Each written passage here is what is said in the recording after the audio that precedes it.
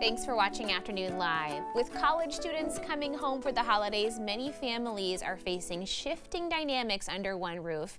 Here to share how families can navigate these transitions, we welcome back midlife expert and author of Cannonball, Fearlessly Facing Midlife and Beyond, Amy Schmidt. Thanks for being here today, Amy. It's great to see you.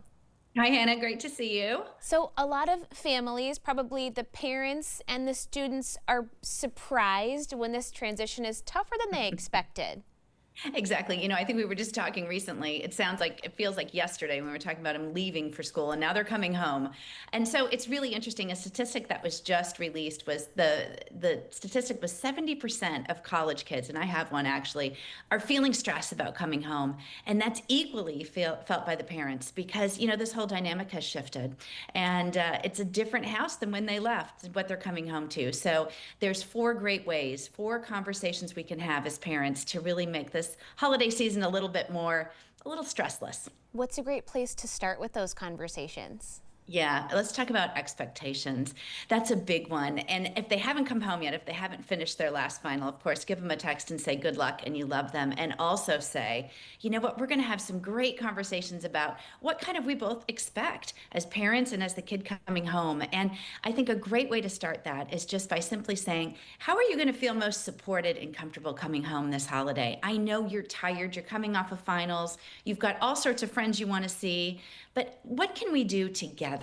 Set some expectations around those. I know parents watching right now, and I'm one of them. Your expectations are here, and you want to spend every minute with them, and that's going to be a challenge. So have those conversations now, and set some boundaries. Set some expectations that are realistic.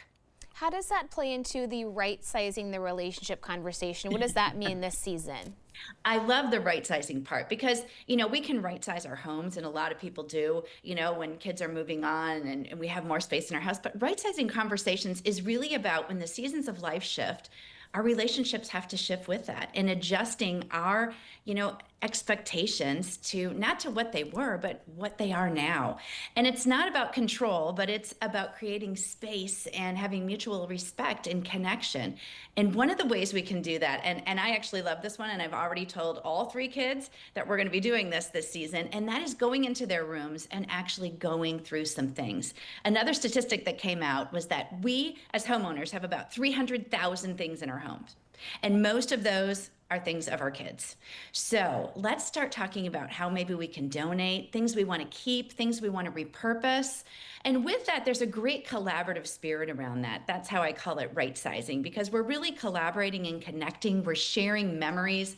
It's, evoking emotion. It's a wonderful thing to do together. And you're starting to declutter a bit and not live in kind of what was, but now going forward in this new chapter of everybody's life. Well, and then speaking of a new chapter, what about changing traditions maybe? Your kids might not want to do the same things they did when they were 6 and 7 years old. I heard a little trepidation in your voice there because I know you're going to get there at some point. But you know what? It's so funny because we as parents want it to be just like it was. We do. We love all those traditions. But the best thing we can do, and this goes around this conversation, a courageous and compassionate conversation with your young adults and say, what did you really love? What do you really want to hold on to?